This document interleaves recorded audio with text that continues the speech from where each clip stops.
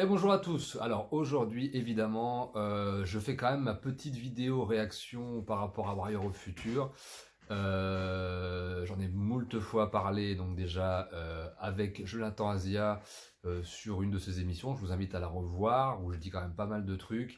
Et j'ai eu voilà, la chance d'en parler aussi chez Beau Parleur pendant un live d'à peu près une heure et quart, où je développe quand même pas mal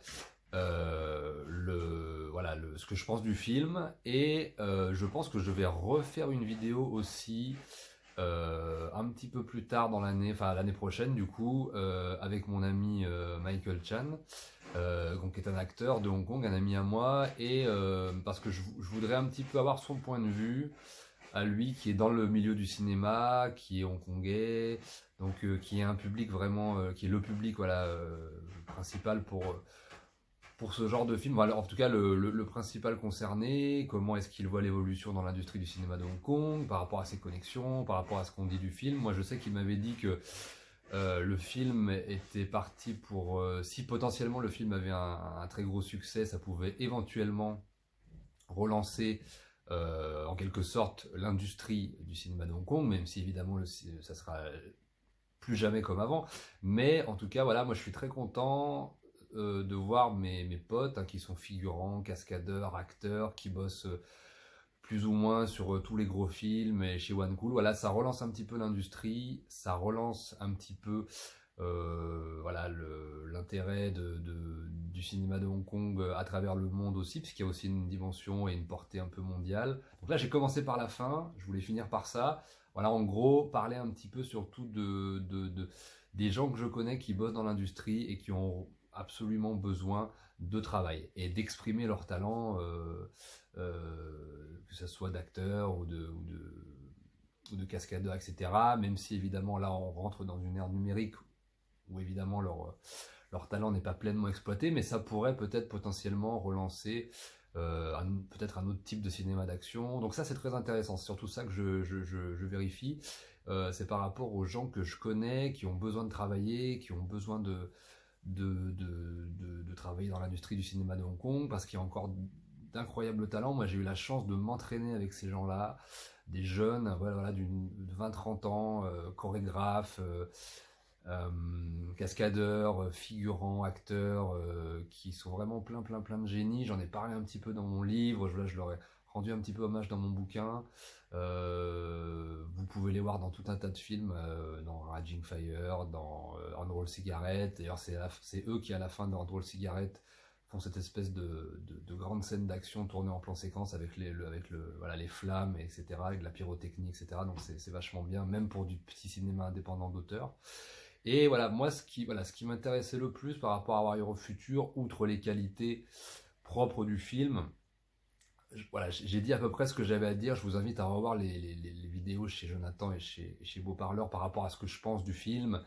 Je pense qu'effectivement, de manière objective, c'était pas extraordinairement travaillé d'un point de vue artistique, mais il y a quand même cette volonté de relancer comme ça, avec de l'artillerie lourde, d'effets spéciaux et de surfer un peu sur toutes les vagues du moment, de repomper plein de références au cinéma. Mais je pense qu'en fait, malheureusement, ils sont obligés de passer par là, peut-être pour relancer l'industrie. Par moment, il faut aussi savoir être un peu pragmatique.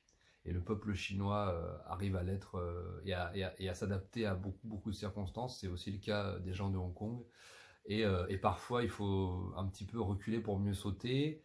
Je ne vois évidemment pas l'industrie du cinéma de Hong Kong revenir, puisqu'encore une fois, je l'ai déjà dit moult fois, le cinéma chinois, le grand cinéma chinois, était à Hong Kong des années 50 aux années 2000, et des années 2000 à maintenant, jusque je pense au moins 2050, le cinéma chinois est retourné à Pékin. Et j'ai d'ailleurs fait des vidéos dans ce sens-là.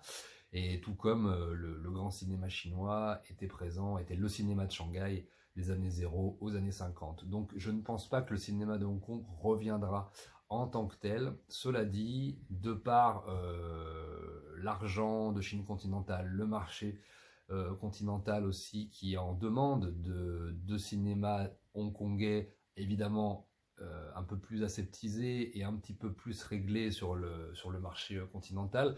Les jeunes continentaux ont découvert le cinéma de Hong Kong du coup un petit peu en décalage, un petit peu plus tardivement, et ils sont, on va dire, voilà, très en attente de tous ces acteurs que nous on a aimés, mais dont l'heure de gloire est passée. Donc là, ils font un petit peu des films pour cette génération de Chinois continentaux, etc. Donc le film aussi, Warrior of Future, c'est également calibré pour ça, déjà à travers des acteurs comme Louis Ko évidemment, mais Lo Ching-wan également, ou Nick Chung.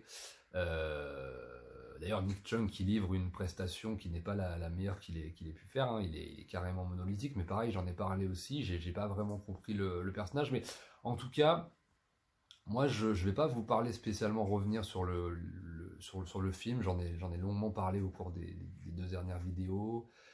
J'ai trouvé ça finalement, disons que le film était prévu depuis plusieurs années, et ça avait gonflé mes attentes. Et après, j'avais eu des retours un peu de mes amis de Hong Kong, et puis de certaines personnes un petit peu de fans de cinéma de Hong Kong, et qui avaient trouvé ça, alors ça allait de extraordinaire à vraiment pas réussi du tout, jusqu'à bon, pas mal, etc.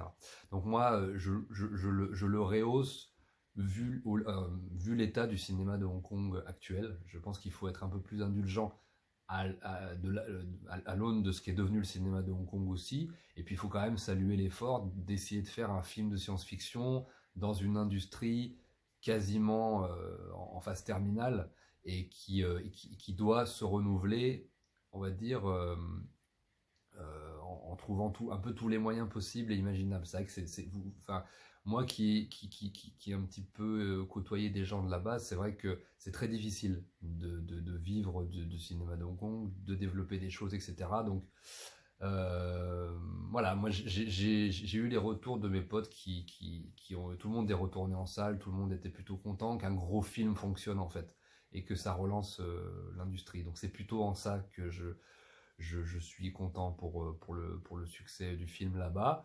Apparemment, voilà, le film est sorti sur Netflix, il y a vraiment de tout, il y a des gens qui ont adoré, les gens qui aiment le cinéma de Hong Kong, je pense, sont globalement déçus, et puis il y a même quelque chose qui est assez intéressant, c'est le public nourri à Netflix, au Blockbuster, un petit peu globalisé d'aujourd'hui, qui ont trouvé le film aussi pas mal, voire très bien par moments, j'ai même vu aussi, donc il y a vraiment de tout.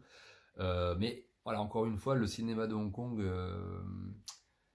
voilà, vu ce que ça devient et vu ce que ça va devenir, il faut, je pense, le voir comme aujourd'hui en dessous du cinéma de Pékin, et il ne retrouvera pas ses lettres de noblesse au niveau d'avant. L'âge d'or est passé, et maintenant, une fois qu'on a digéré cette information, on peut peut-être prendre les films avec un peu plus de distance et avec un peu moins d'attente.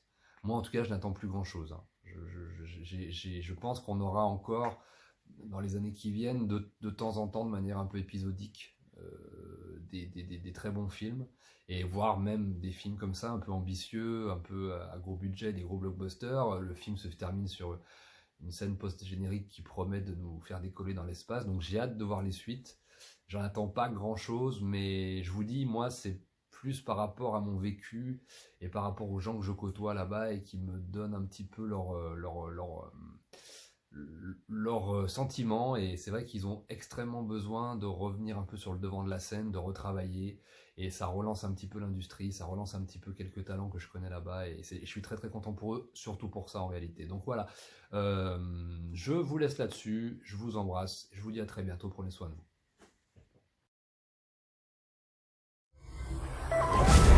3個月前，有一粒巨型嘅隕石墜落喺 B16區。呢粒隕石竟然生長出一種巨型嘅外星植物。第二次降雨嘅時候唔摧毀潘朵拉，成個 B16區560萬人都會死。呢個係史無前例嘅行動。我哋只有個 plan， 就係完成任務。一隻窮奇，一隻刑天，3隻機械人。裝甲車冇咗信號。 因為唔想我哋完成任務。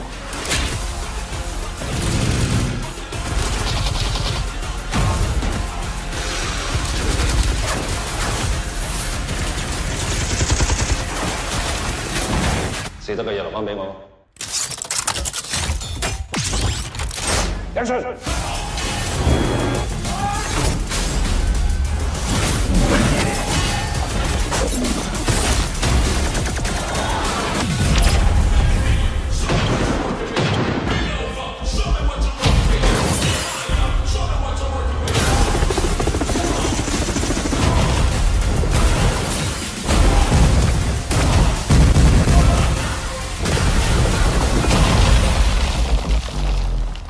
ending 係點，我哋自己決定嘅。